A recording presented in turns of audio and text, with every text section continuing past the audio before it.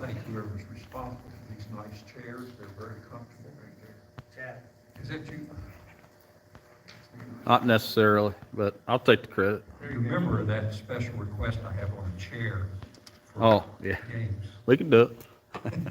I got a few extra. All right.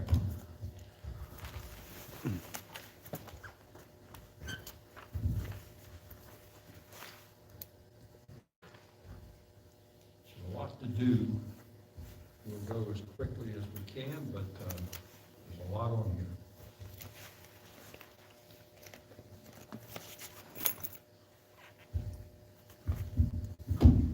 Ms. Hudson, thank you so much for the water. It's very cold, very nice. Just for you. Just, okay.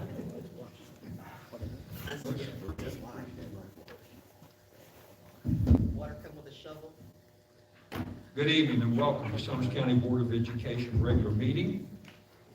It is Tuesday, November the 30th, and the time is 6 p.m. Chair calls this meeting to order. Let the item 1 roll call, let the minutes reflect that all 5 members are present in the building. At this time, I'd like to ask Member Brogan to do invocation and pledge of allegiance, please. Our Father in heaven, we just want to thank you, God, for giving us another day. Thank you always, Lord, for the blessing we have of health and strength to go about our daily tasks. Father, we have so much to be thankful for as we just came through this Thanksgiving week. We're very blessed people, Lord, and we're just so thankful for that. Thank you, Lord, for each one that's come out to the meeting tonight, to show their desire to know the ongoings of Summers County school system. Lord, we just pray that you'd be with us tonight as we go through the agenda, that we might give each item on the agenda the correct amount of attention and make the best decision according to the students and the staff. We just pray these things in Jesus' name. Amen. I pledge allegiance to the flag of the United States of America and to the republic for which it stands, one nation, under God, indivisible, with liberty and justice for all.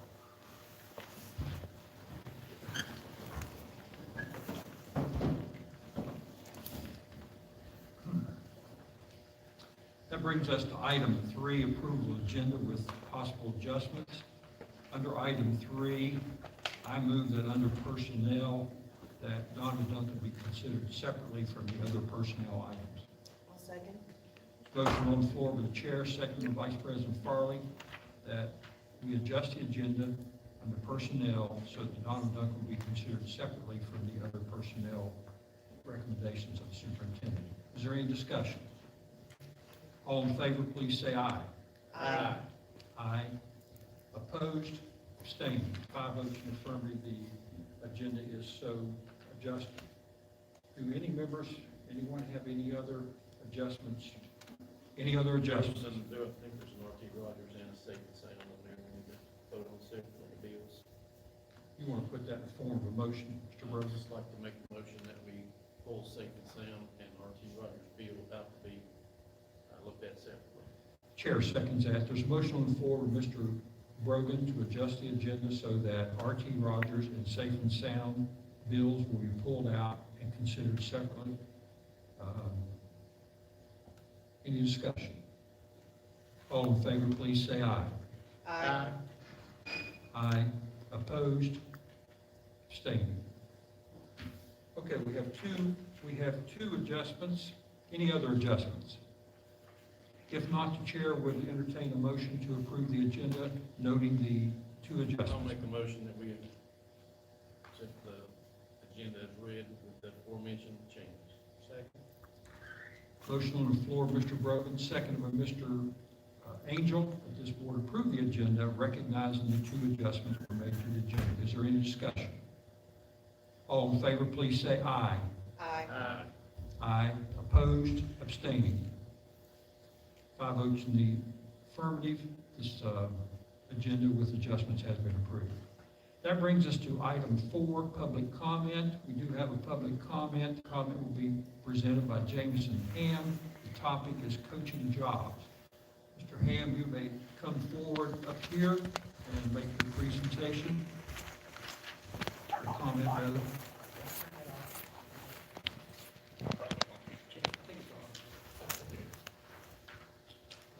I'd like to thank the board, Mr. Warble, for giving me the chance to speak this evening. You have to excuse my attire. I've been on a construction job all day. Didn't have time to run home and get changed. Nonetheless, it's my understanding there are two individuals, James Payne and myself, that are interested in helping Coach Bowling coach the high school boys basketball team. Upon talking to Coach Bowling about that, recently we've learned they were just going to post the one job and not the other. I really gave some thought into coming down and speaking because I didn't really want to speak on my behalf of my own job. That don't really go well, but the more I thought about it, it's not really me speaking for myself, it's more or less speaking for the kids. My main question, concerns are this. I know that we posted one, I'm assuming due to Title IX issues, giving the boys and girls the same amount of coaches, which I understand. My other concern with that would be if Coach Bowling would choose to want 4 coaches on his staff, which I'm not speaking for Coach Payne, but I myself would be a volunteer, I don't want a penny, I want to be there for the kids. In order to stay in the bounds of Title IX, I believe all you would have to do is give Coach Chad Metter the option to have a 4th coach, if we were to have 4. I know in many years past, the girls have had 4 coaches, the boys have had 2. I know there's been a lot of years where there's been basketball coaching jobs posted that have not been filled. And I think it's kind of odd that we've had that problem in the past, and now you have 2 guys wanting to help for free, and we're not going to take advantage of that. I don't have a lot of experience coaching basketball. I'm 21, almost 22 years old. I did play for 4 years. I did eat, sleep, and breathe the game of basketball. I'm not going to say I'm a genius or I know it all on the subject, but I know my fair amount. And I really think that, myself or Pistol, whichever one, I know there's one to be heard tonight, but we would both help the team greatly. We would help Robert greatly. Robert would appreciate the help for sure. It's hard on 2 guys running 25 kids. My football team has 30 kids, and I think they had 7 coaches. So some stuff that I looked up, the average high school in the state of West Virginia has 3.8 basketball coaches per team, boys and girls, which would mean that there's a fair share more schools that have 4 than 3. Also, I know Title IX is the big issue here. In the area, Pikeview boys have 4, the girls have 3. I talked to their coach. They did the Title IX agreement. They gave the girls an opportunity to have 4 coaches. The coach turned that away, which kept them, the boys and girls had the same opportunity to both have 4 coaches, but they didn't want. So to my understanding, the way that I read Title IX, if they were to hire myself and Coach Payne to help the boys, you would just have to give Coach Metter the option to have a 4th coach. And if he turned that down or accepted that either way, that would keep him in, that would keep you guys in the bounds of Title IX. I know Coach Metter has recently had the 4 coaches. One of them left this year to go continue her education in college. She's playing ball there, which is great for her.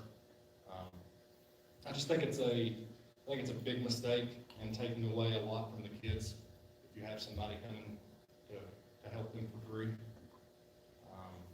Especially someone around my age, it's going to bring a lot of energy to the program. It's going to help the kids a lot. I can get along, and the kids feel like they can communicate with me. It's a lot easier for a 16-year-old boy to talk to a 22-year-old than it is, a 40-year-old. They can, be comfortable with you in that aspect. I don't know all the reasons for why they only decided to post one. I do know that I've heard some talk that they're in between coaching policies. Is that correct? They're trying to amend the coaching policy. I would believe that if you're amending the policy, the past policy, the current policy would still have to be what we would go by until a new one was written. I do know that if they're going to change the policy for murder, they have to follow the old one until they get the new one. It's just not legal. So I just asked the board and Superintendent Warble to take that into consideration. You got some people that are willing to come down and help the kids for free, and would really be a lot of help to the kids. I just think it's awfully crazy to turn that down when years past we've had jobs open until the day of practice and they've never been filled. Now you've got two guys that want to come down and help. I think it'd be a really big missed opportunity and we can take advantage of that as a school for the kids. Thank you, Mr. Ham. Thanks. Thank you. That brings us to item 5 in the presentations. And Superintendent Ward, I'm going to let you direct this, please.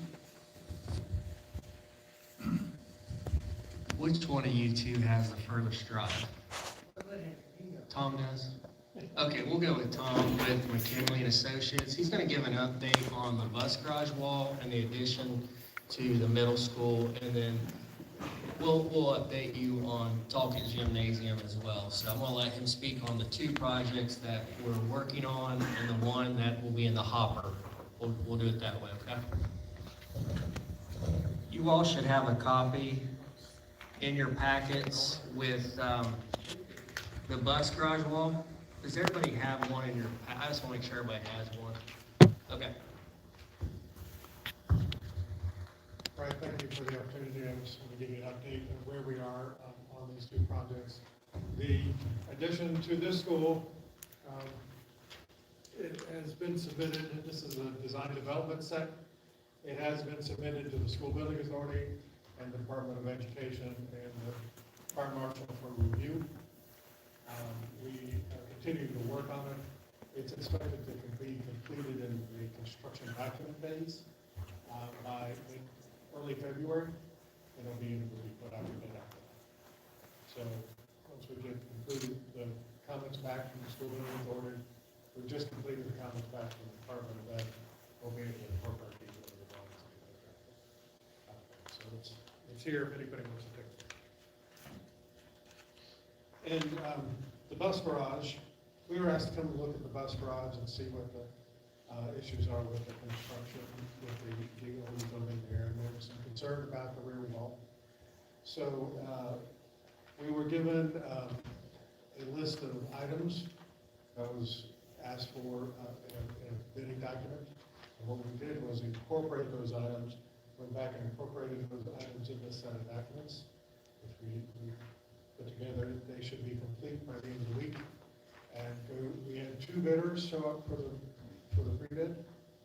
This document will go to those 2 bidders unless you choose to have another bid cycle. So the document completes everything that the contract bidders need in order to make a reasonable bid. It will be these drawings plus a book of specifications. Okay. So I'll entertain any questions on either project at this point.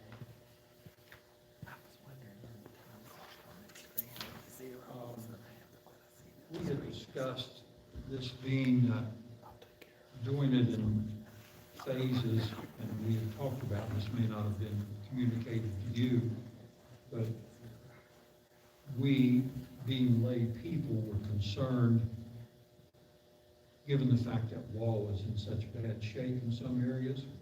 We were concerned about the stress on that wall from the roof load, the point where the roof load's coming down. And we had suggested, I think we passed in a meeting, that we would like to see the first thing done would be to put in whatever architectural design supports need to be put on there to assure that that roof or that wall, if it did happen to blow out because of heavy rains or something, that we would know that roof wasn't coming down. Has that been addressed? Most of the time, we don't have a specific detail on that particular one. We did, the structural engineer that looked at it, I looked at it as well, didn't think it was imminent that wall would come down. Okay. But we designed a reinforced retaining wall to go back in place of that wall. And so during the construction phase, that roof structure will be supported as the wall comes out. As it comes out. Okay. And Superintendent Warble, did we not say that it would be springtime before we would start the actual construction on that? Yeah, that was talk. Yep. So then you're stating, based on the structural engineer's report, that until such time as you begin to dig out and remove that old wall, you don't see from an architectural and structural engineer position that you need to brace that roof at this time. At this time, that is correct. Okay? That's, We have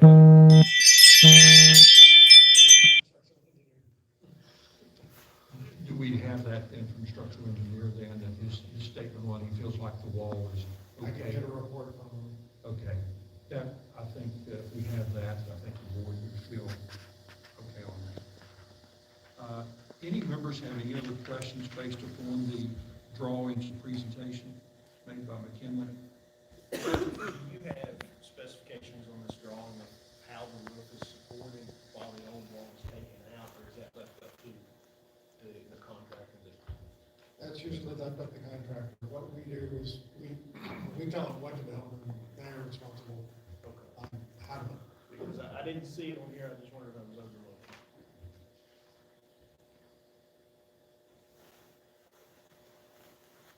You said that the drain, when we talked about the drain a little bit before the meeting, the drain does need to be extended, it's just not shown on the drawing. Yeah, there's some detail on where the drain line goes, Okay. so we need to extend that.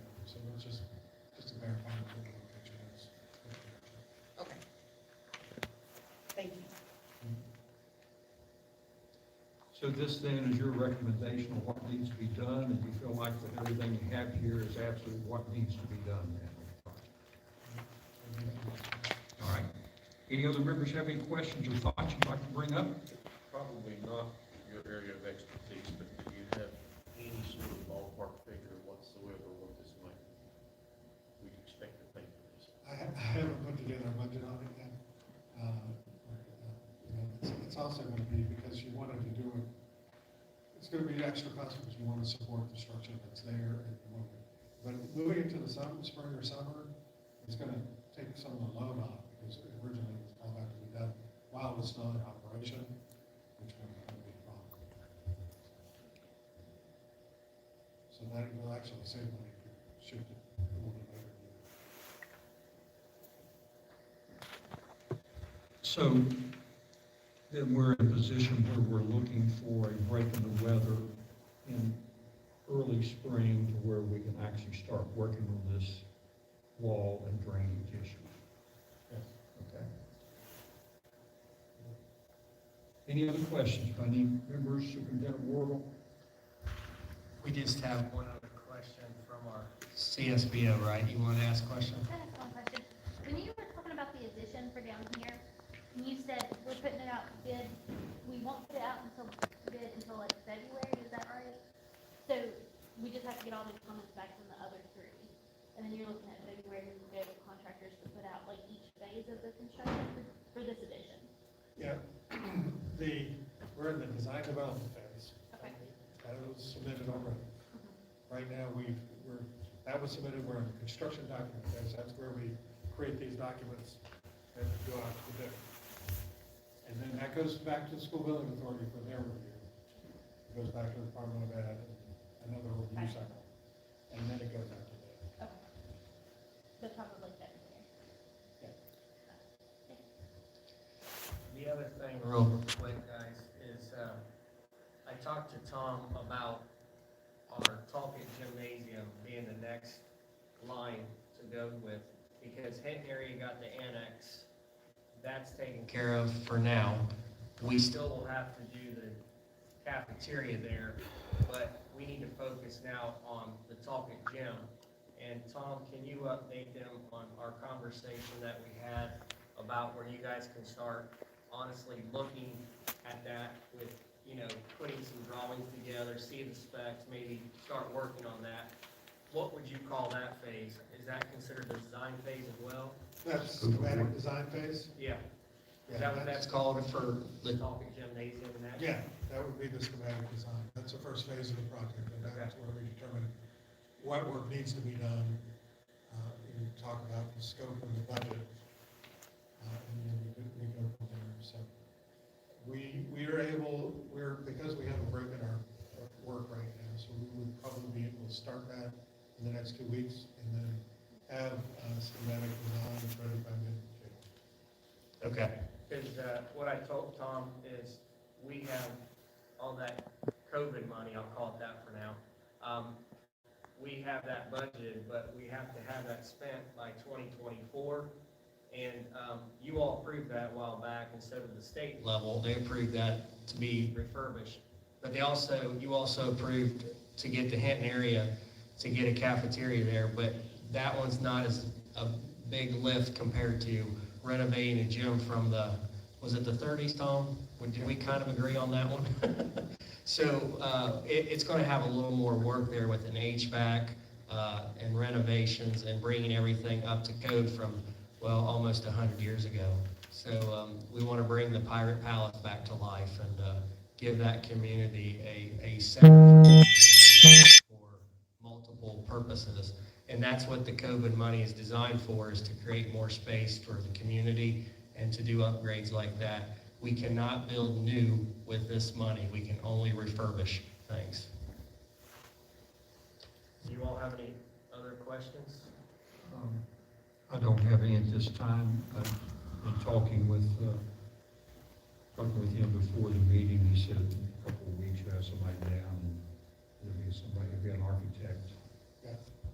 With you, so that'll be great. Okay.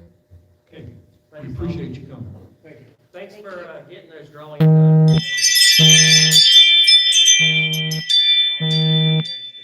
before the end of the month. I know it's close, but it's better than December. And I said, if you could have them here before December, that would sure be great. And, You have them before December. and Tom, we appreciate that more than you may know. Thank you very Thank you, much. sir. Thank you.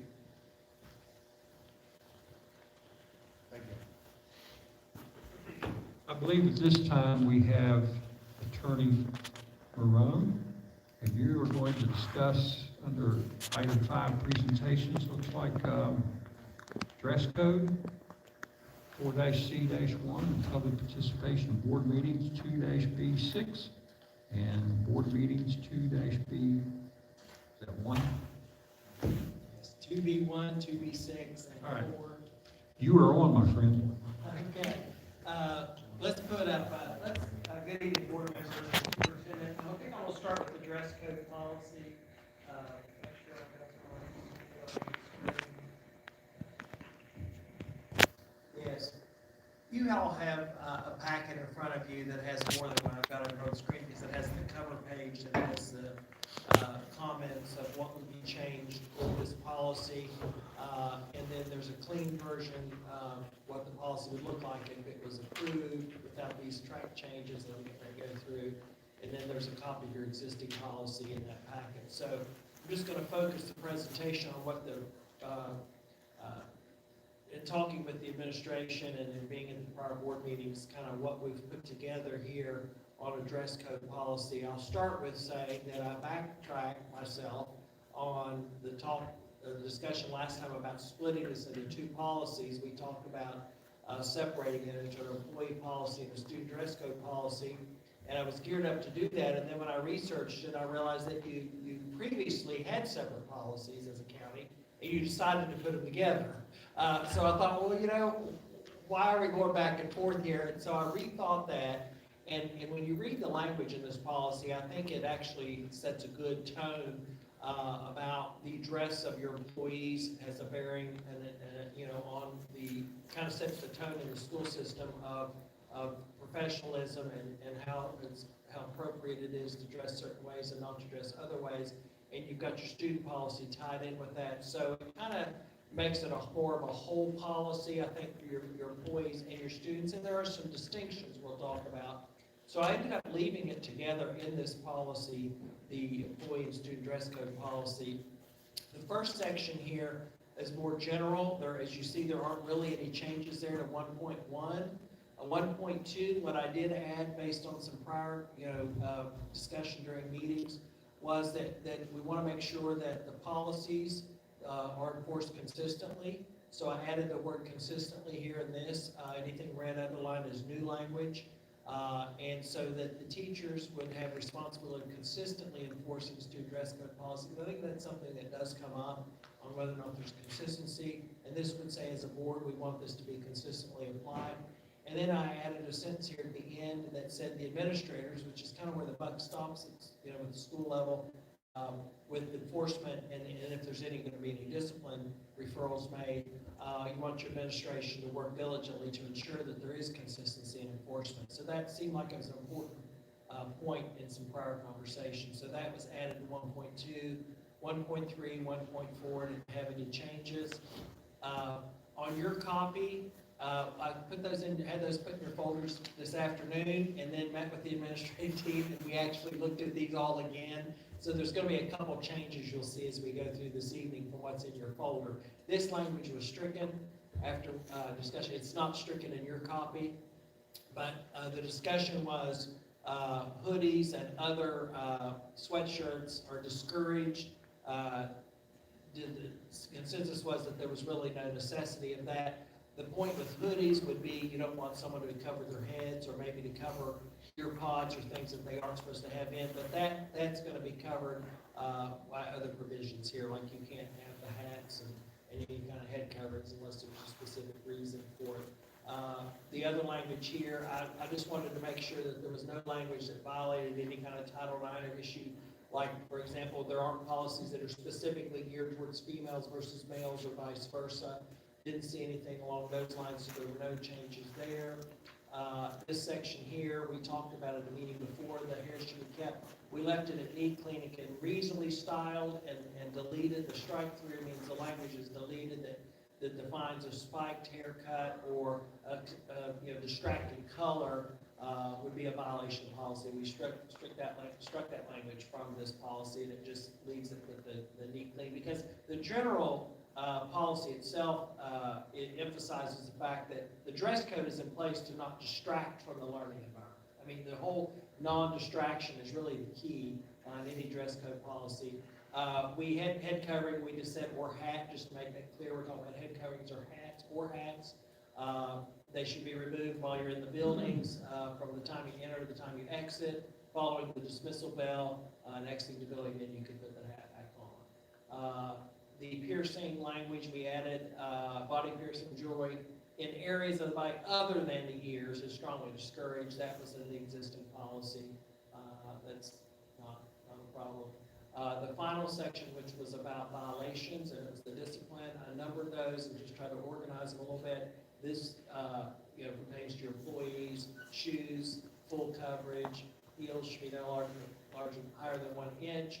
Food service employees as specific, I read through those. I don't see any problems with those that you have in your existing policy. Disciplinary action, cleaned up the language here. Employees would be subject to, they may or may not be disciplined, so I changed it to be subject to certain, for violations. First offense, required to change appropriate clothing. Second offense would have the same, first offense, the changing the clothing, and a letter of reprimand could be placed in their file. Third offense and future offenses could be considered insubordination and a violation of state code and could subject the employee to adverse employment action. Students, similar to the first and second steps, the first line would be they would be subject to change of clothing and the parent or guardian being notified that the policy is violated. Second offense could be the same as the first, and then could be subject to discipline, implementation of school discipline policy for misdemeanor behavior. So that kind of cleans up the policy, added some language to the policy. I think I addressed a few things that have been mentioned along the way. If you have any questions about this one, I'd be glad to answer those now before we move into the public participation policy.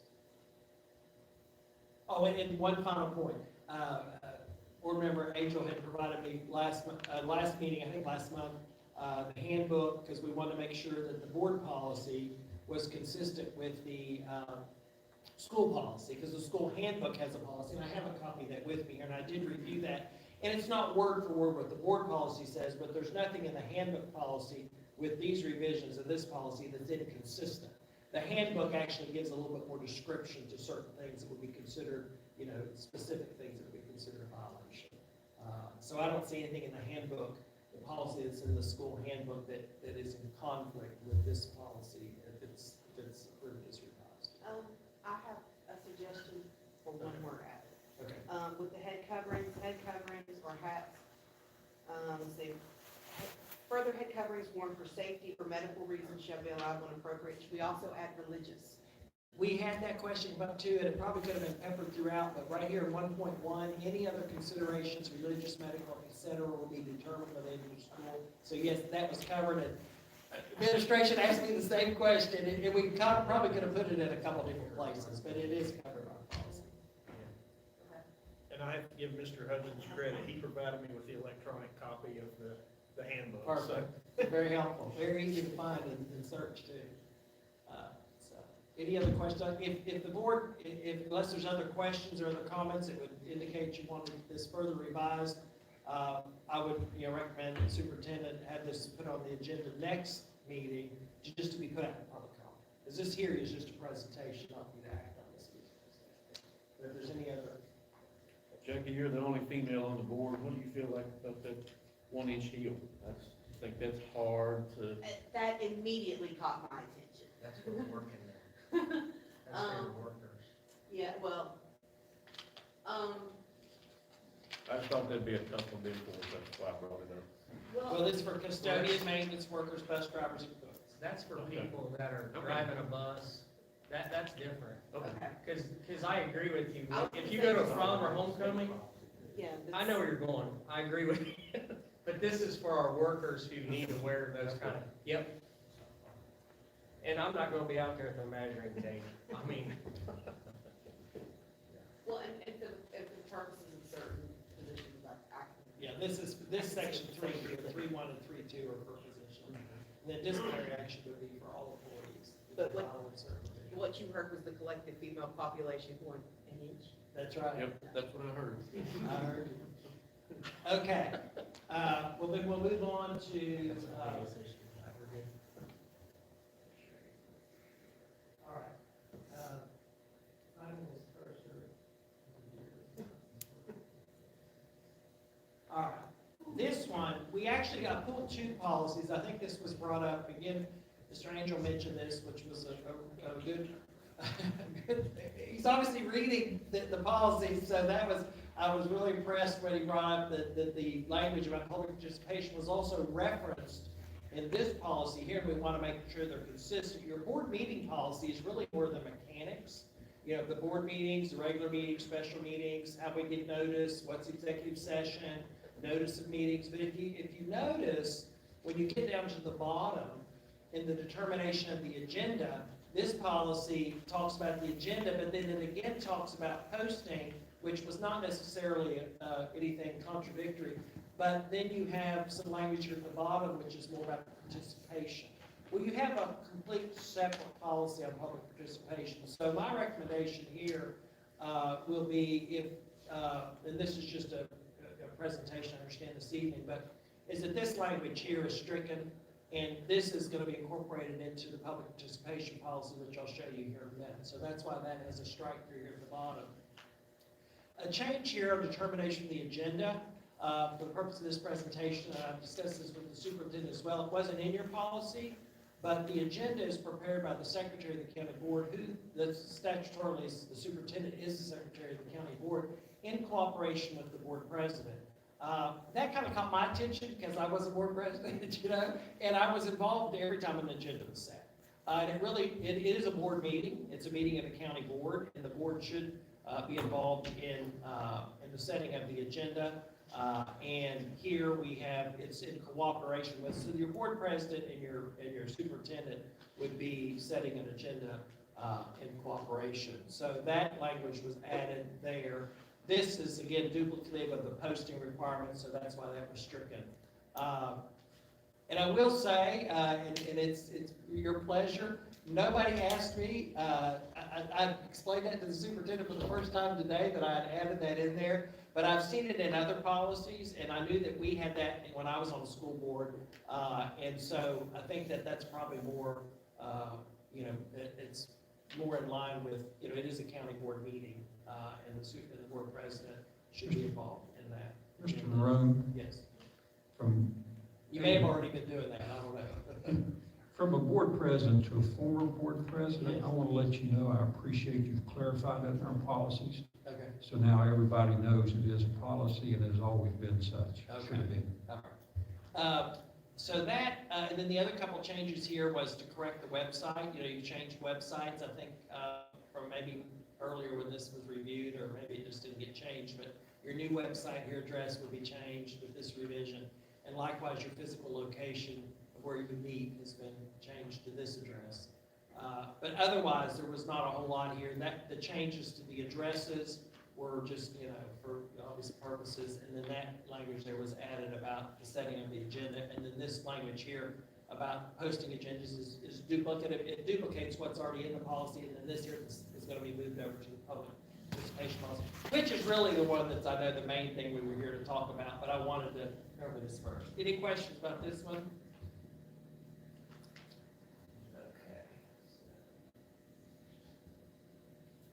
All right, this one is the public participation board meetings policy. This has been discussed a few times or brought up, and questions have been asked. So I was then asked to work on this policy further and to bring it back to the board with some additional language and changes.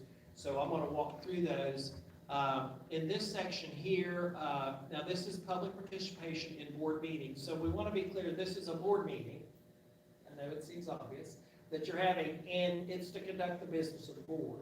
But the public, of course, is very involved in school systems and the operation of school systems. So while, it's not necessarily mandatory how you do this, but the board does want to have public participation, and you've always had a policy for public participation. But there's been a little bit of confusion on, kind of what the rules are associated with that. So the procedure here in this policy, and I changed regulations to the word procedures, was all that was, in order to accommodate persons or delegations. A lot of times people just call it delegations, but it's basically someone from the public who wants to come and speak at a board meeting. But what sometimes we lose sight of is it should be about board business, an item of business that's either in front of the board that evening on the agenda, or an item of business that perhaps is not on the agenda, but this individual for the public believes that maybe the board might think about putting it on the agenda. And for example, let's say that so-and-so has a cousin that goes to school in another county, and they have this great CTE program, that this school system has. And is the county, it's not on your agenda to add additional CTE programs in your county, but this person feels like that this should maybe be considered by the county. Or maybe a sport. Some counties have different sports, schools have different sports. Maybe somebody wants to add a sport to the county school system. So someone might bring something to your attention that they would require board action if it ever happened, but it's not on your agenda tonight. So that's the kind of thing I'm talking about. It's board business. If it happens, it's board business. So what I wanted, the policy would be very clear that you're asking to be put on an agenda to talk about an item that's on the agenda this evening, or about an item that if it's going to be on an agenda, be on a future agenda, but it's board business. So that's what this clarifies here. And the procedures here that are outlined for persons and delegations to address the board are numbered. And the first one, you already had pretty much, I only changed a couple words, to clarify that a person or delegation that wants to address the board about a matter of board business, most matters, or a lot of matters, can be handled at a position before it comes to the board. A teacher might be able to resolve an issue. A principal might be able to resolve an issue. A director might be able to resolve an issue. Or the superintendent might resolve an issue. Before it comes to the board, it becomes a matter of board business. So you want to make sure that the public who's coming to the board has already done that. So they don't just come out of left field. Because what I would end up I would do, and it was part of the protocol, is I'd say, well, have you discussed this with the superintendent or with the teacher? And then you end up, and that person, maybe if they had known that there was a process for doing that, they could have done that first. instead of, because coming to a board meeting is intimidating sometimes, to people in the public. And I always want people to feel comfortable coming to board meetings, but you also want to know that there are other ways maybe to resolve the issue short of coming to a board meeting. So that just kind of, make sure that that's well-known and published, because this is a policy that anybody can read and see what the process is.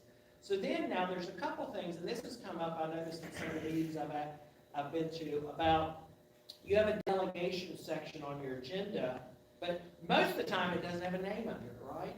Because people show up at the meeting and they sign in 15 minutes or more before the meeting, and that's appropriate. And that's what every county usually offers that. It may not be 15 minutes. I think we had 5, up to 5 minutes before the meeting, but it can't be more than 15 minutes. So that's the way people normally come. But a person can say it a week ahead of time, or 10 days is what we put in here, so you have time to get it on the agenda, because sometimes your agendas end up getting posted a week in advance.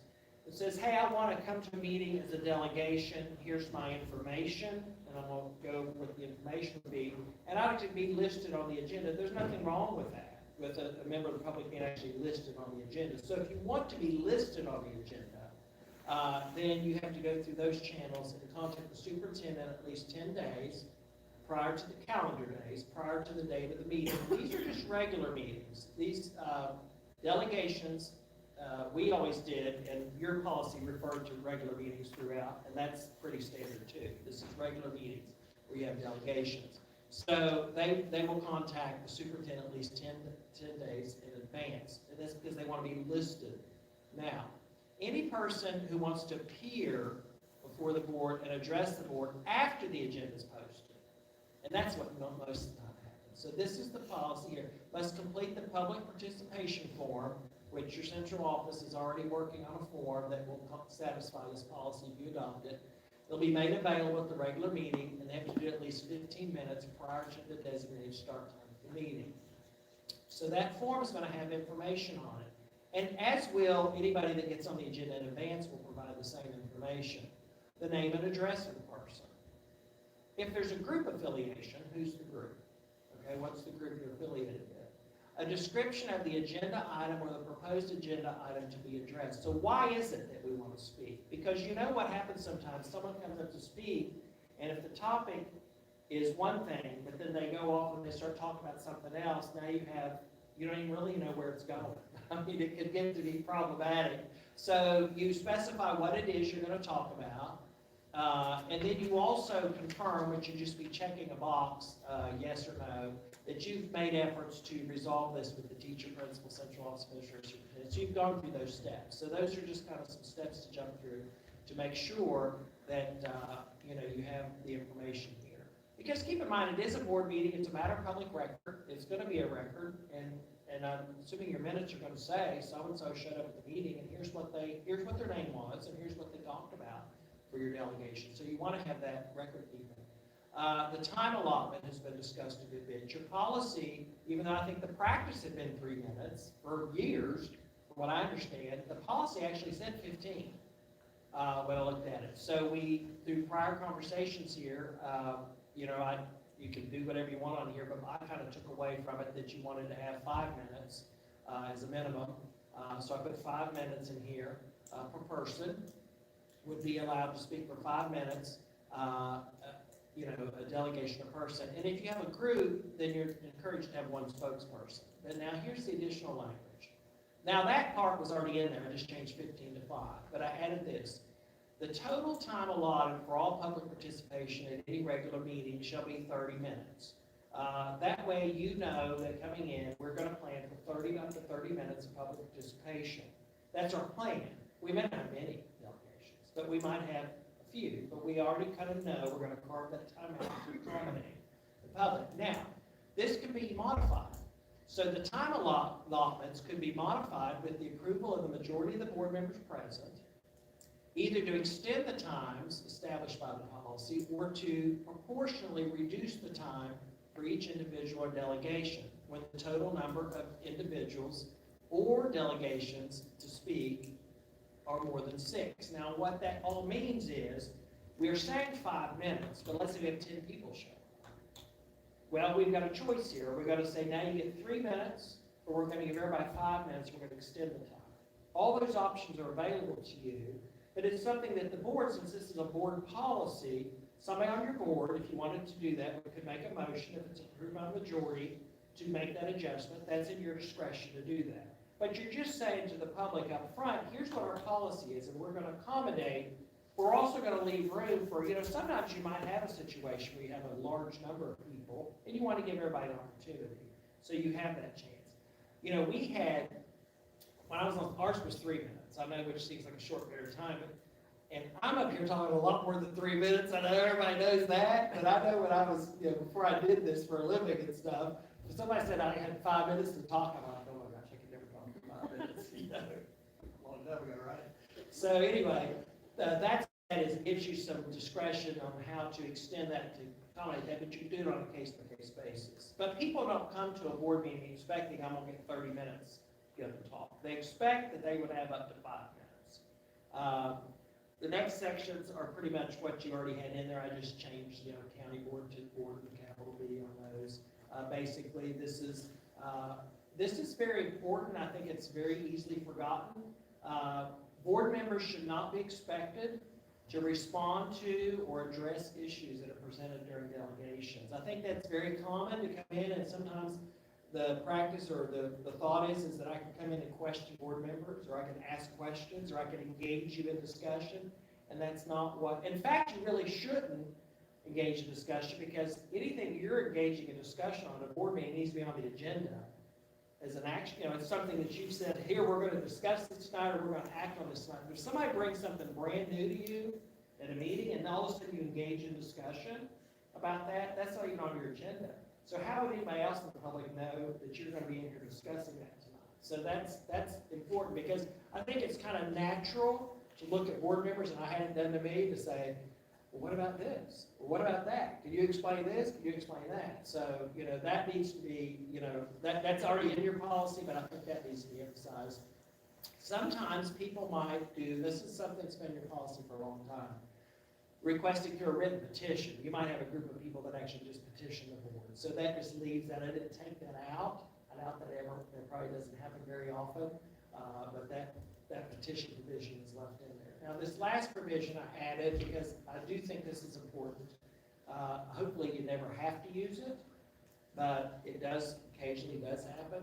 And you could look around the state and see occasionally it's been necessary. But the presiding officer, whoever's presiding over the meeting, has the authority under this policy to warn or direct a public participant to cease further comment. But when? When might that happen? Well, when they've exceeded their time allotment. Your presiding officer says, hey, your time's up. Very politely, your time's up, your allotted time's up. Or they're speaking about something that's irrelevant to the topic. Or let's say that somehow some speaker becomes abusive, obscene, or starts making a personal attack. It's a direct personal attack on somebody. Your presiding officer has, under this policy, it says, hey, here's the policy. It says, I'm going to maybe step in, either give you a warning or might even ask you to cease. And it's not saying you would ever have to use that. And not that you couldn't do that anyway, but I think policies, the public a lot of times, in order to understand how boards operate, they do. They look at policies and they read them. As you know, I've been at these meetings and someone's going to say, hey, I read your policy, and here's what it says. People read policies for the public. So this also gives notice to people that are reading policies that if you do come to a meeting, there are expectations and protocols. And if you don't stay within those boundaries, then this could happen. So, it's unfortunate to have to put something in there, but I think it's good to kind of put everybody on notice that it's not really an opportunity to come and get on a soapbox, to vent your anger, to personally attack somebody. It's really to come in and give public comment on an item of the business that's before the board, that's going to say, hey, I've got a good thought here. Or maybe I've got a thought that you don't like, but I want you to hear it, but so you have that in mind before you take action.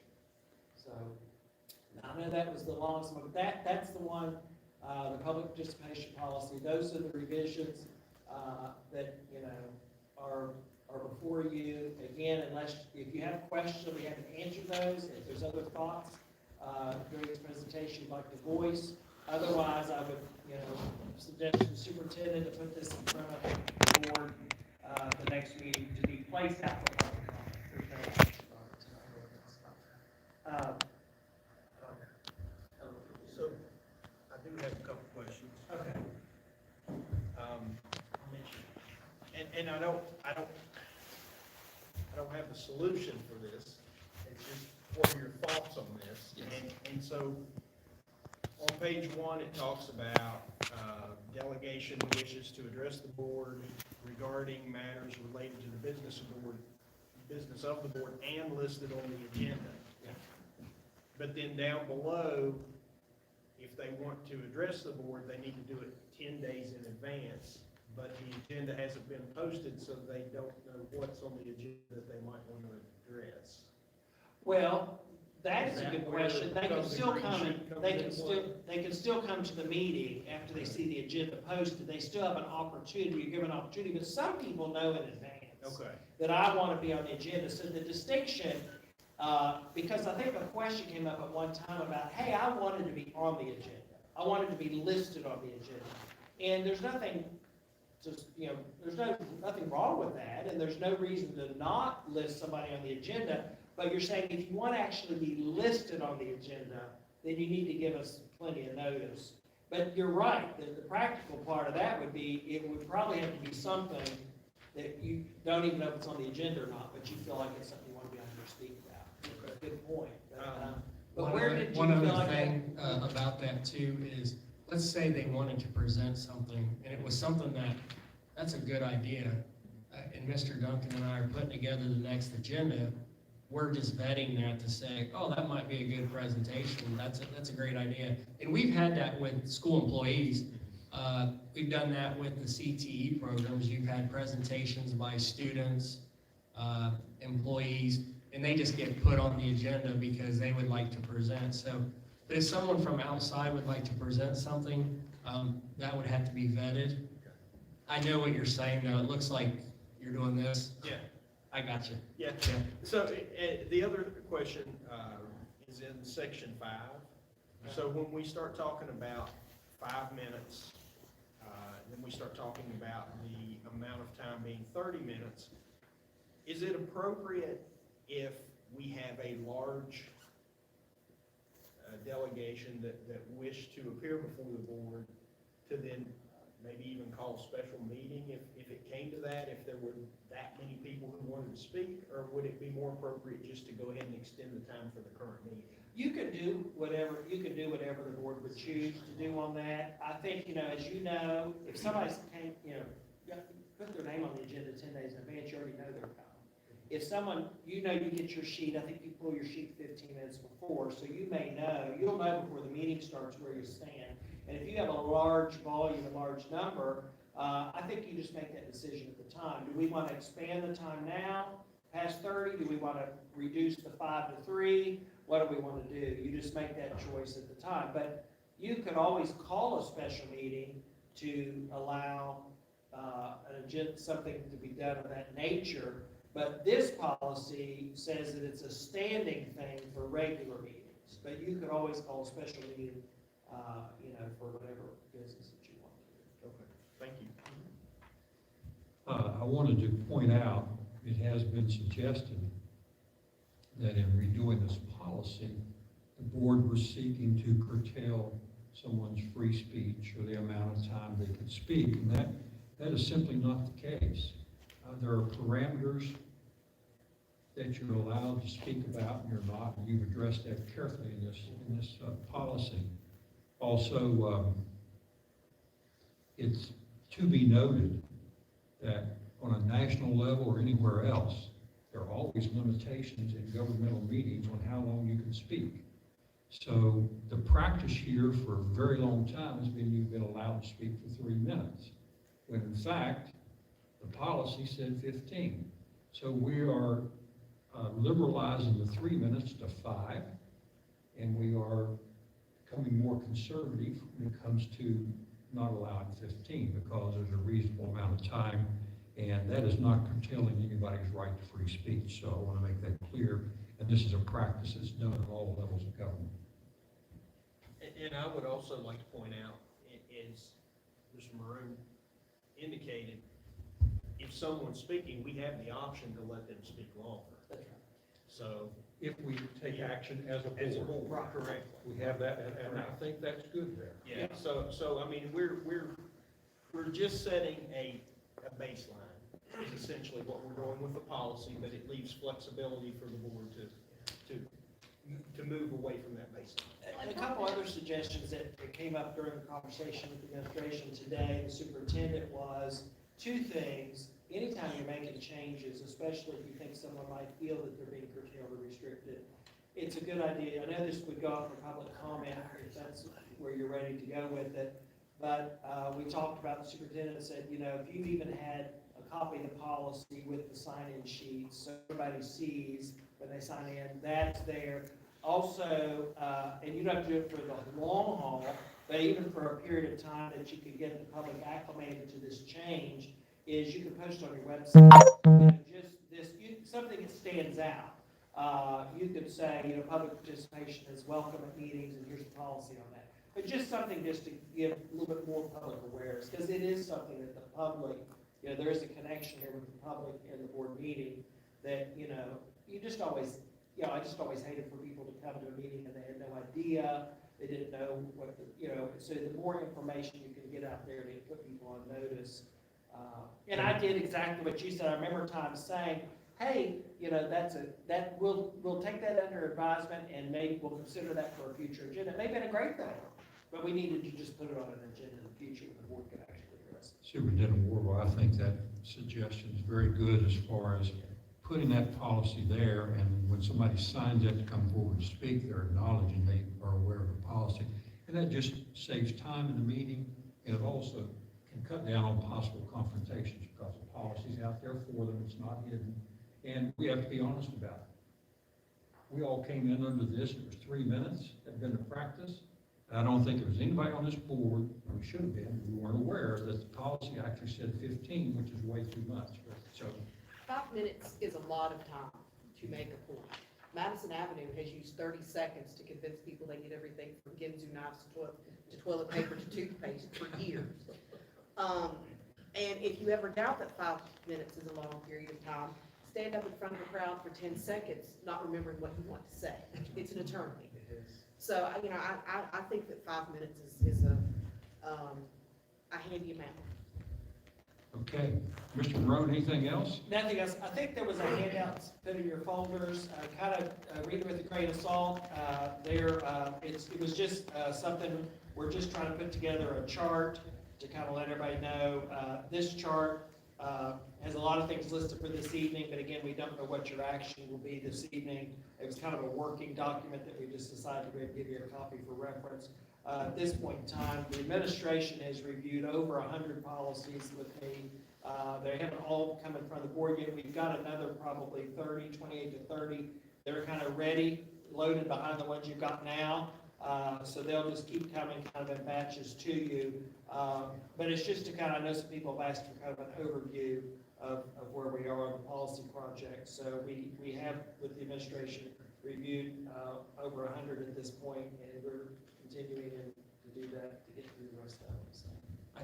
I correct me if I'm wrong. I think Mr. Angel, you asked, can you get us a cheat sheet of some sort? Is that kind of what, I'm paraphrasing, but this is kind of what you asked for, I believe.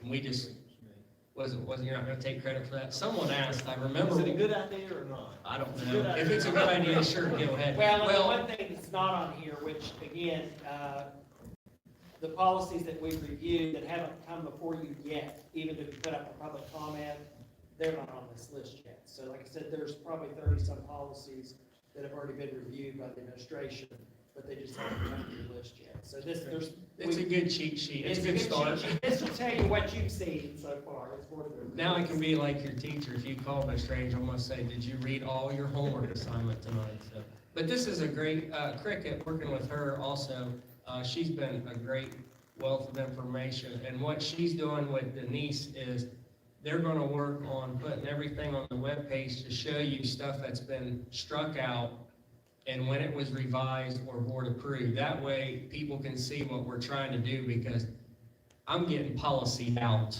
But we have to do this because this is 47 years worth of data that we need to update and at least look at, and then take maybe a year off from policies, and then the next year start looking at them again in doses and not a big lump sum. But I know it's a lot of work, but my team really appreciates Trey's help because he comes to us not only as an attorney, but he was a board president and he's worn many hats. And so he comes to us with a wealth of information.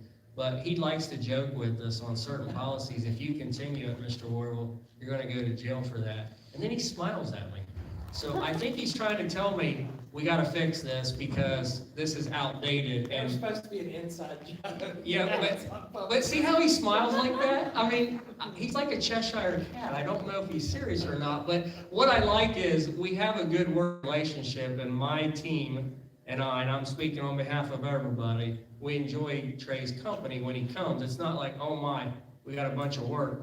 We already know that, but he makes working with him fun and enjoyable. And sometimes when you work with attorneys, you just feel like, are we going to speak the same language today? And Trey has no problem giving it back to us, which I appreciate that, because the job is laborious and overwhelming, but we are working on in January to have him work with you all in a work session, and we'll get together on that.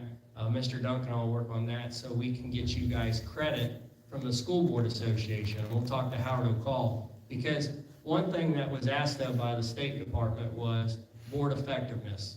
And we can't forget about that, whether you like that information or not. Our board effectiveness needs to be better. And it's not calling anybody out, it's just what you do as board members. Effectiveness is there every year of your job. And so Trey is going to work with Howard O'Call and myself to see if we can get you, if the board meeting's 2 minutes, 2 hour work session, you'd get credited 2 hours. And I know that speaks volumes for Mr. Duncan because he calls a lot of basketball games, and I know it's hard to get to some things. And so if we can make it come to us in-house, that's a lot better for you all because you're probably zoomed out and you're tired of doing it that way. And if you can ask questions to Mr. Marone about policies and board effectiveness, I think that would set a good tone for everybody in the state of West Virginia to know we're working on good faith effort to get better as a board. I would want to say, first of all, for the public, this revision of our policies, while it's very laborious, this is the State Department of Education, State Board of Education's directive that we do that, and it's one they were quite correct in requiring us to do because of the fact that these policies had not been updated. And as you can see, this is also a good training for board members to know what our policies are because we're going over them in detail. So I want to point that out. And so also, is it possible we could get all 7 hours approved to where we could do that? Well, I don't know, but we'll talk to Howard O'Cole, but I do know that I recently saw, you may not be aware of this, you know, I do a podcast that's on education topics, and I believe the School Board Association recently approved, you can get credit, hours credit for listening to the podcast. I know that seems like, are you making me listen to trade podcasts? But they're really good topics. I mean, you know, things that are very relevant to your job. It's the only podcast in West Virginia for education law. It's called the West Virginia EdgeCast. I've been hosting that. I think that I've posted up about 11 episodes so far this year. We try to get one out approximately once a month. But there's even one, I think I mentioned that at a training you guys were at before on, you know, on how to speak to the media. You know, just practical things, you know, board agendas, you know, what else? We've had so many different topics this year. We've talked about local control. We've talked about, I've had Senator Rucker was a guest on during the legislative session. Just a big variety of topics. They're all on our website, but I believe the School Board Association approved that, so you can pick up some hours there. If we could do a training session, one thing I would mention about that is for you all to talk about, what is it as board members that you feel like you would really like to know a little bit more about? Personnel. Personnel matters, sometimes those get to be really tricky. I know your superintendent and your personnel director and others, attend trainings and get those details and stuff, but as board members, you're making very important decisions, and sometimes you might want to understand the personnel roles a little bit better.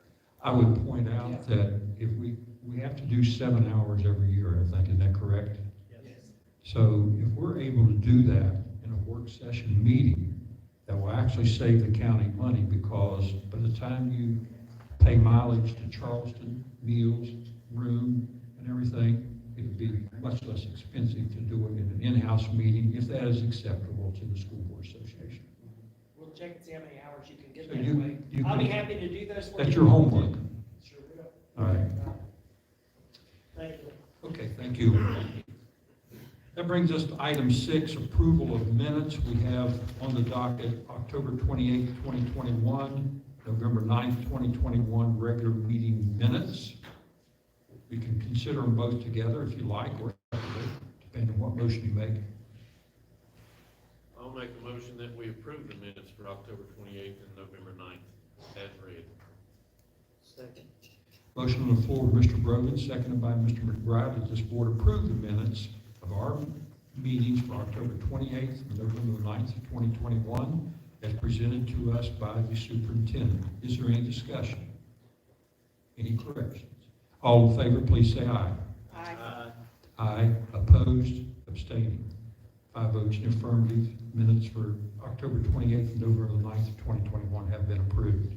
That brings us to item 7, pause for applause. Superintendent Warble. We were gonna update you with a pause for applause from the high school, but our teacher was ill today and he could not make it, so we're gonna hold off to next board meeting. So that, we don't have anything for section 7. Item 8 is approval of bills. So at this time, we will consider the item adjustment in the agenda, which said we would vote on approving of bills for Safe and Sound and RT Rogers separately. Chair would entertain a motion. I make a motion, we approve the bills for RT Rogers and Safe and Sound. Chair seconds that. Is there any discussion? All in favor, please say aye. Aye. Aye. Opposed? Abstaining? I abstain.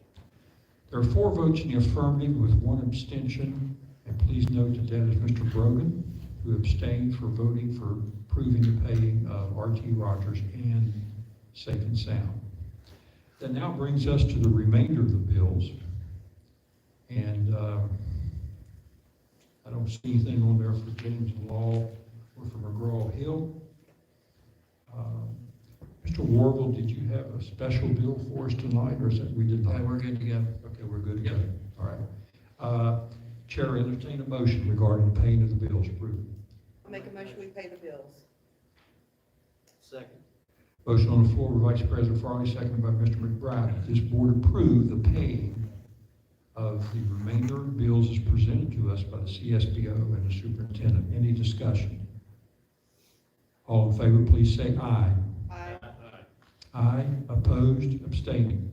5 votes in affirmative. The rest of the bills may be paid. Any transfers or supplements? Yeah, that happened. Yeah, they should be in your paperwork there.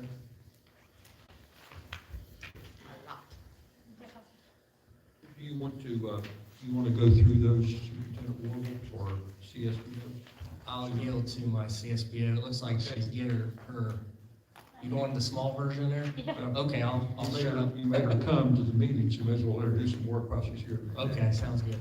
Okay, so on your cover sheet, the top portion of it is your transfers, and, these part are getting supplemented into the budget. These are just moving them around into different, like, instead of maintenance, it may be into transportation, or instead of regular ed, it went to special ed. That's just moving the budget to where we need the funds. And then the bottom portion of it would be the supplements, and that's where you see the $471,000. These are grant awards that we have received. As you can tell, the community and schools, CTE, secondary, Perkins, and the other ones, those are just grant awards that we have received, so we have supplemented our original budget with these grant awards. So that's what those are.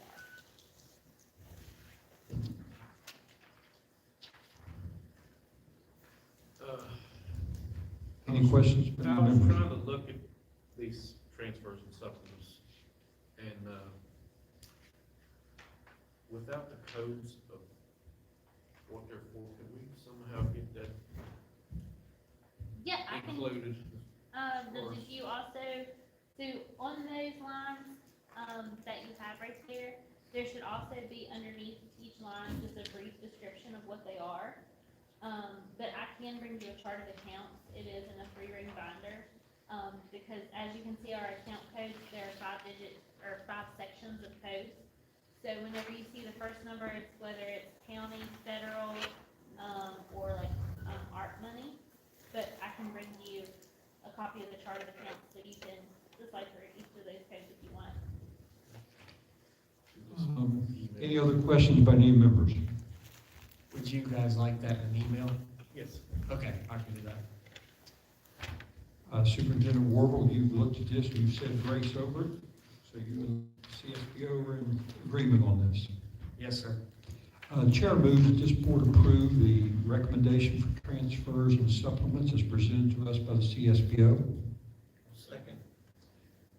Motion on the floor by the chair, second by Mr. McBride, that this board approve the recommendation for acceptance of transfers as presented, transfers and supplements as presented to us by the CSBO. Is there any discussion? All in favor, please say aye. Aye. Aye. Opposed, abstaining. Transfers and supplements have been approved. This brings us to item 10, old business.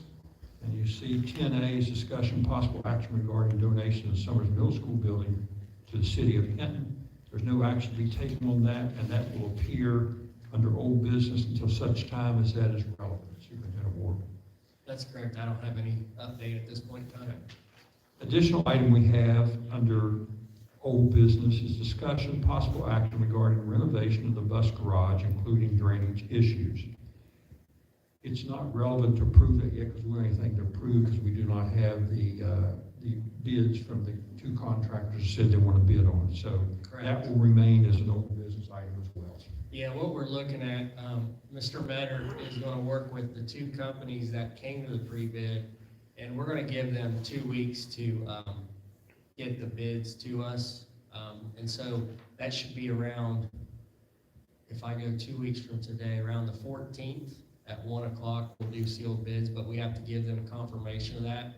And then what we can do is, if you wanna do a special meeting to approve one of the companies, and you approve their bid, then we can move forward. If not, we can always put it back out to bid again. We don't have to just take anybody, so, I don't think we need to rush this, but we do have a good start now with some drawings and moving forward with McKinley and Associates. And then one of the companies, if we don't like one of the companies, we can always put it back out for another set of bids.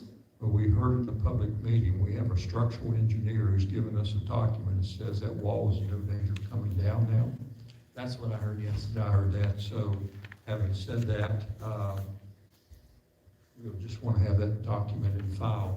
But moving forward on that, we will take action on that at such time as you see we need to, as far as where it fits into our meetings, and we'll decide if it's necessary to call a special meeting to approve it. If not, we'll do it in a regular meeting, but that's to be determined later. Okay. That brings us I up have a to, question there. When we put that bid out, was the bid put out, the pre-bid or whatever, for supporting the wall in case it would be in danger? I feel like we probably need to rebid that if the whole thing's going. Well, we put the 3 phases that you guys asked me to put in the paper, and I put all 3 phases. And the two companies that showed up, I told them we're having a structural engineer come back and draw everything up. We will get you the drawings. So what we put out in the newspaper for having the bids, sealed bids, in at that time, that is null and void. They understood that, and I said, once we get the drawings, which we have now, we can give it to those 2 companies, and then they can make bids appropriately now, knowing the 3 phases and what the architect has put together and the structural engineer. I think it might be prudent that once you get those bids from those contractors, that you might get some kind of clarification from them as to when they think they might like to start on the project, when they can feasibly do that, if in fact they're selected.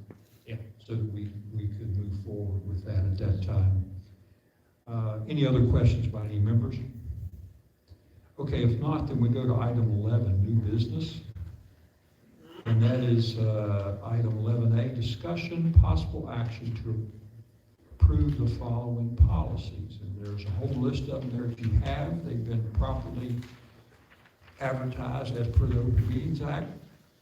Do any members have any thoughts or anything they'd like to say regarding these this time? Any motions, anything any member would like to put forth?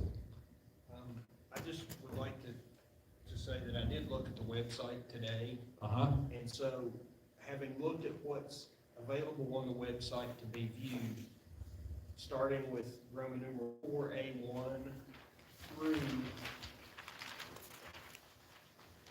Roman numeral 4C3. Those are all available on the website and can be opened by clicking on the link. Starting with 4D1 through the end of the list, those are listed on the website, but those links will not open the policy to be viewed. So I think my preference would be to address the ones that can be viewed from the website for public viewing, and then for the others to remain on review until we can get those links on the website to open. Okay. Mr. Brogan, we're going to need two motions for you then. We're going to need a motion detailing the ones that the public has been able to see, and that you'd like to move to this board, if you get a second, approve those. So if you put that in a motion, then I'll come back to you and ask you for another motion. So I would make a motion that, starting with policy 4A1 through policy Roman numeral 4C3, that we approve those policies. There's a motion on the floor, 4-A1 through 4-C3 policies be approved by this board. I'll second that. Okay, motion on the floor by Mr. Angel, second by Mr. Brogan. This board approved policies 4-A-1 through policies 4-C-3. Is there any discussion? All in favor, please say aye. Aye. Aye. Opposed? Abstaining. Okay. 4A1 through 4C3 have been approved, and they can be placed into our manual. Okay? Now I'll make a Mr. motion. Angel, go ahead. Make a motion that 4C5 through 8N2 remain on review. That's your motion? Is I'll there- second. Okay, there's a motion on the floor by Mr. Angel, second by Vice President Farley, that policies 4C5 through 8N2 remain on review. The chair would offer an amendment to that. Chair would move that that motion be amended to state that these policies remain on review until the next meeting, at which time the board will take up consideration and approval. So I have a motion on the floor for an amendment. May I have a second? I'll second. Okay, there's a motion on for an amendment by the chair, seconded by Mr. Brogan. Mr. Rankin, that this board amend the motion being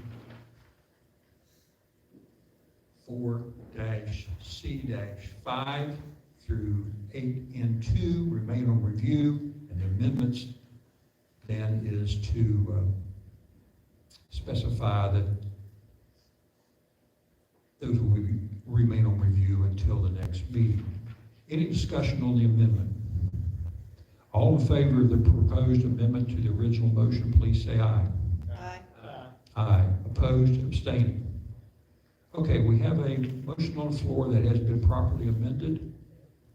And we have a motion by Mr. Angel, seconded by Me. Jackie Farley, that we leave on review until next meeting, items 4C-5 through 8N2. Any discussion? All in favor, please say aye. Aye. Aye. Opposed, abstaining. You got all that, Mr. Warble? Yes, I do. Good. Okay, that wasn't as far as we thought, but it was time consuming, wasn't it? Okay. That brings us down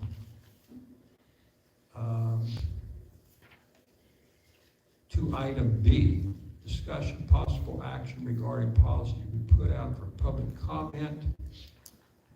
And these are ones that are coming to us, and this is the first time we're looking at it. So, Chair would entertain a motion on item B, policies 1A-2 through 2A-2. I make a motion that the policies listed in item B, be put out for public comment. Chair seconds that. Is there any discussion? All in favor that items in B, 1A-2 through 2-A2 be placed out for public comment, please say aye. Aye. Opposed, abstaining. So item B, policies are now to go on out for public comment, be placed on review. That brings us to new business item C, discussion, possible action regarding mask concerns. I have a question here on, since introducing that.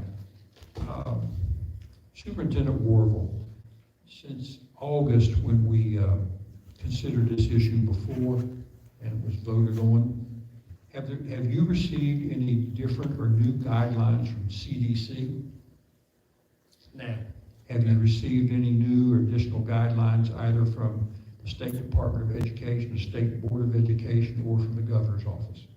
No, I think they're leaving that to local control this year. Even all local, so there's been no new directives on this, okay.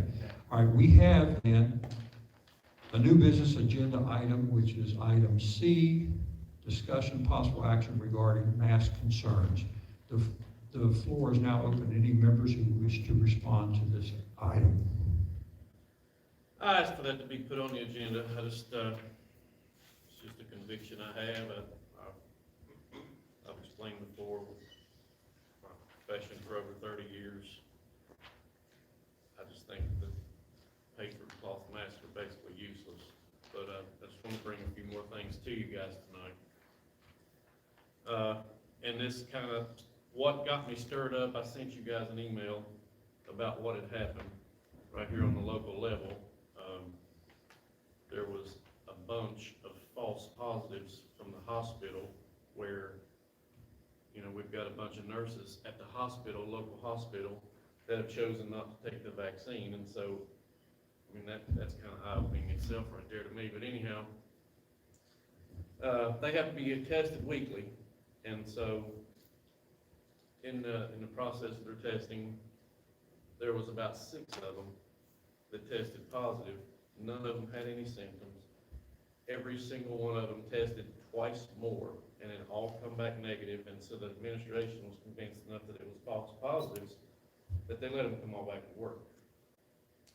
And that in turn made our positive rate high enough to where the kids had to wear their masks all that week. And so that's kind of where all this stemmed from. And I'll also say I'm fully aware that I'm not the greatest speaker in the world, and somebody else could probably tell my thoughts a whole lot better than I can, but anyway. If you folks have watched the news or sports at all, there's literally millions of people at football games every week not wearing masks.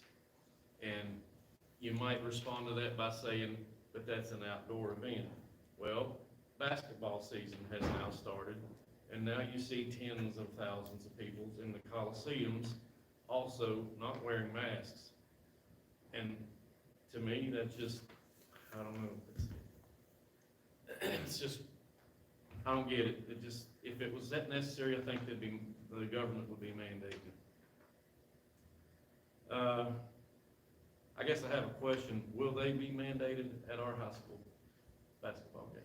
Right now, we're working with the SSAC, and that's the question that keeps coming up from superintendents, and I won't be able to go to the superintendent's conference next week because I'll be here for a board meeting, but I've asked for a report out from that because that's the question that we're seeking guidance from as we move forward with going to indoor events, because indoor is a much different, I hate to use the word ball game, but it literally is a different environment when you're so close together in proximity. It seemed like it worked pretty well with volleyball season, but again, you see mixed in the group. Some people wear a mask. I know when I went to the volleyball game, you saw me with the mask, but I've been a diabetic my whole life. I also have people that I go home to, so that's my conviction. But I also know that we try to use a metric system to be fair to everybody in the community because we're going 5 days a week, and now we have more vaccines that are able to get into more arms.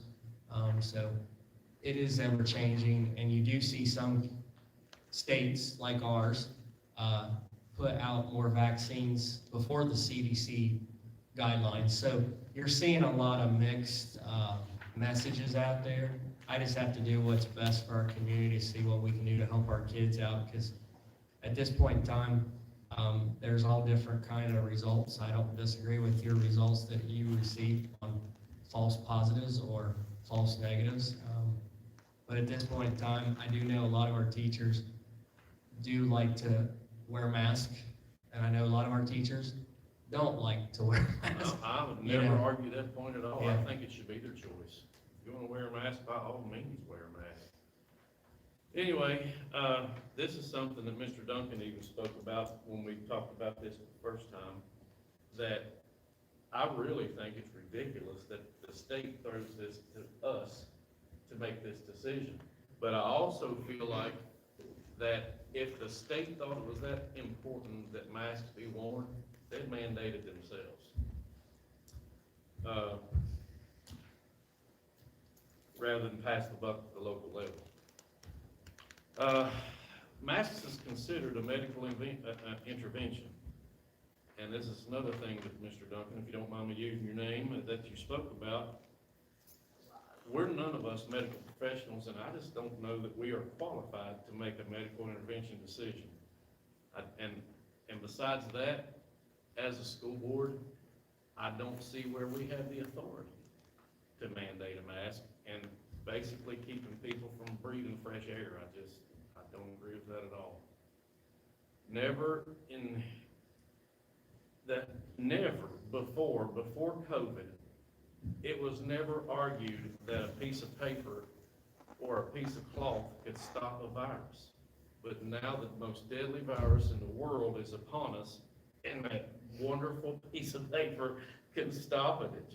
It's all absurd to me. But anyway, that's about all I got. Take it for what's worth. Any comments by any other members they wish to put forth for this discussion? I'd like to make a motion that we take another vote on the masking mandate.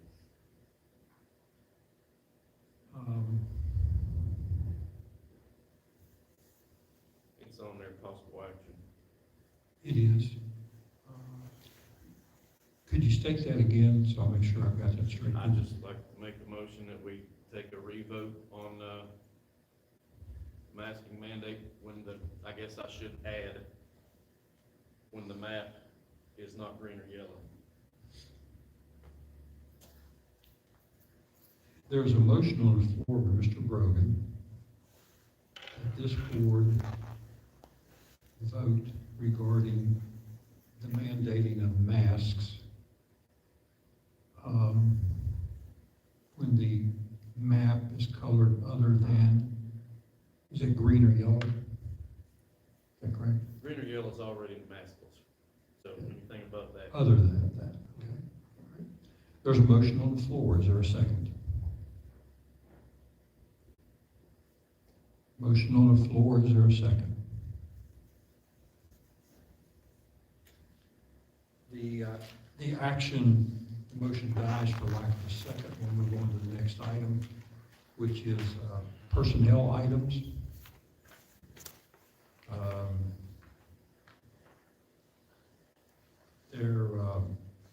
There's one item that we pulled out to be considered separately.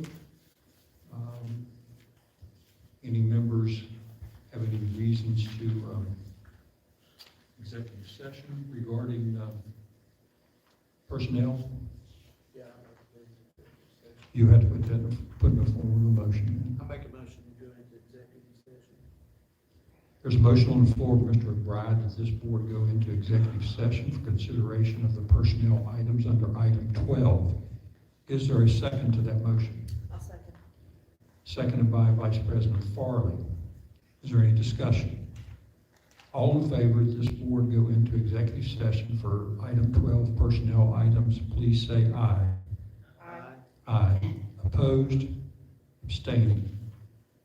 This board will return just in a few moments, hopefully, and we will call the meeting back to order. Would you like for an attorney to go with us? Yes.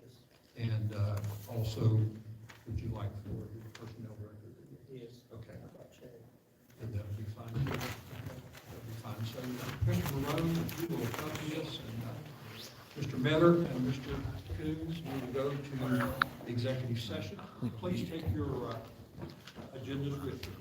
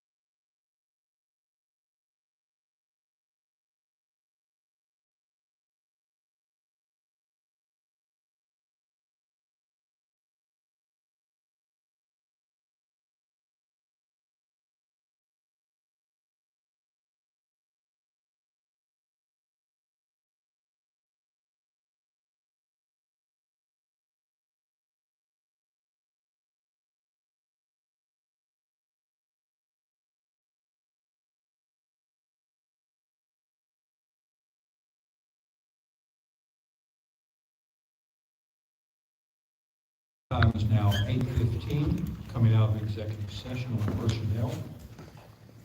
All personnel issues were discussed as per the requirements.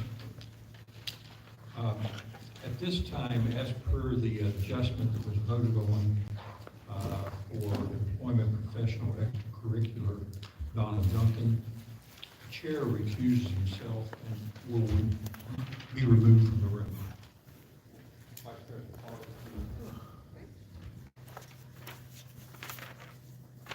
Okay, item 12, personnel items.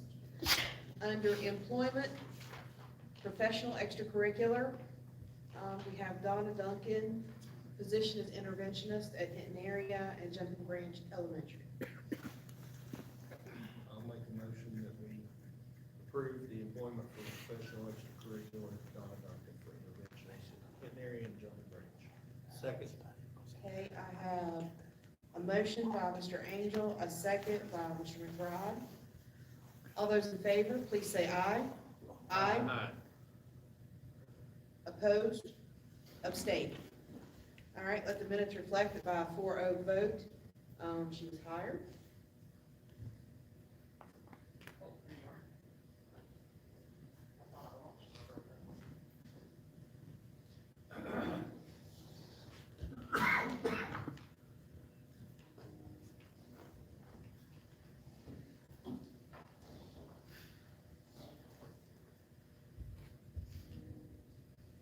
At this time, under personnel item 12, this board, as per our normal circumstance, unless there's any disagreement by a board member, we have before us recommendations made by the superintendent for hire, resignations, retirements, and you have those before you. They have all been properly posted. Chair would entertain a motion. I'll make a motion, we accept the superintendent's recommendations. Second. There's a motion on the floor by Mr.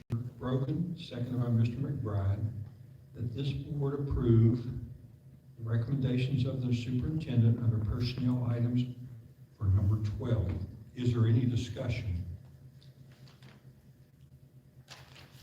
All in favor, please say aye. Aye. Aye. Opposed? Abstaining? 5 votes in the affirmative. Superintendent Wardle, your recommendations for hire under personnel item 12 have been approved.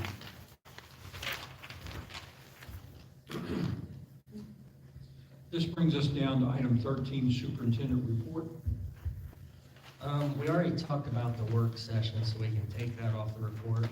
Real quick, update on Raynell Medical. Tara Skaggs, you guys have worked with her a little bit. She said that it's 6 to 8 weeks out to get everything they need. Right now, they have a contract that they're signing with a modular company. If you've heard enough about getting materials and supplies, just put that one in that category. But that's for them to get all that and hook up everything that they need to get here. We've given them the property to put their modular. We're just waiting for them to get an actual modular sent here.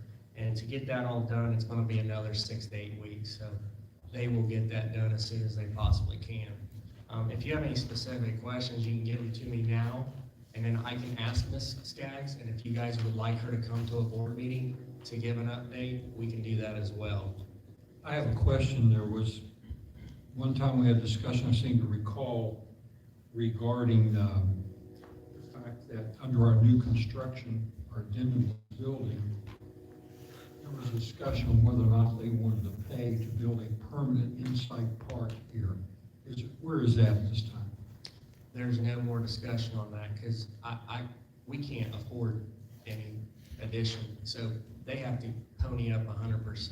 Well, I'm aware of that, but what I was saying, where is it as far as, have they committed to that, or are they going to discuss it or not? All the above that you just mentioned. Okay. I think we'll have to try to keep asking them to see if they would be willing to pony up the 100%. I'm going to ask them to maybe do what they did at, we'll use the Meadow Bridge area as an example. they contributed money for that, but I don't know all the details. So just because you hear that they're willing to work with Meadow Bridge, it is also a regional building. That's a K-12. This is a 6-12. This isn't a regional high school. That's a little bit different over in that area. So at this point in time, they are willing to put a modular in, and we'll go from there, but we could maybe get them in the future to see if they'll Okay. do 100%. All right. Do we have a location picked out for that modular at this time? Yeah, it's over there by, in lack of better words, I'm just gonna say the greenhouse. In that area, right beside the greenhouse, there's like about 8 to 10 parking spots right there. If they set it there, they can hook up to electrical and sewer, and then they can come. But the students, if they need to go to the Raynell Medical Center, the modular, they can go outside that gymnasium exit that they've come in already. What I've talked about with Raynell is any student that would leave the facility, a Raynell person keeps an eye on that student going into the school to meet up with an adult from our school system. So it'll just be working hand in glove with passing off students. Faculty can go in and out as they please. Is it gonna be beside the greenhouse, off to the one end or the other? Well, you know where the greenhouse sits? Yeah. Right behind it is about 10 parking spots.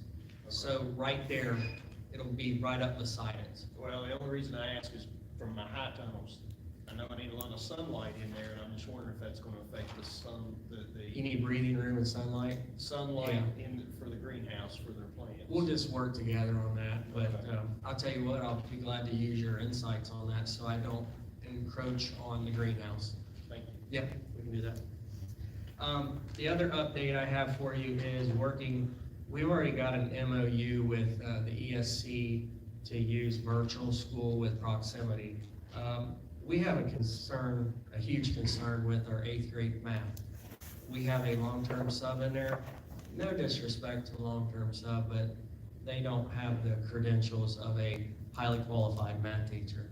Again, no disrespect to the sub, but the sub can proctor working with a highly qualified teacher in the virtual world onto their laptops with the school. So basically, our kids will be virtually in school while being in a brick and mortar school. So that'll get zoomed into our school system with the kids' laptops. They will be working with a qualified math teacher. The teacher is from Texas, but will have the reciprocity to be highly qualified for West Virginia credentials, and also will teach West Virginia math standards. So we will start that orientation this Friday, and we will be able to start Monday with classes with a highly qualified teacher, but using our sub as the proctor for that time. So that's a bad decision that we're making at this point in time. It is hard to find a math teacher, and we've had some issues there. So that's what we're gonna do to make sure our kids get a quality math teacher. We're also looking at maybe working with proximity to add an honors language arts class for the middle school kids. That is to be determined, and we wouldn't start that till second semester.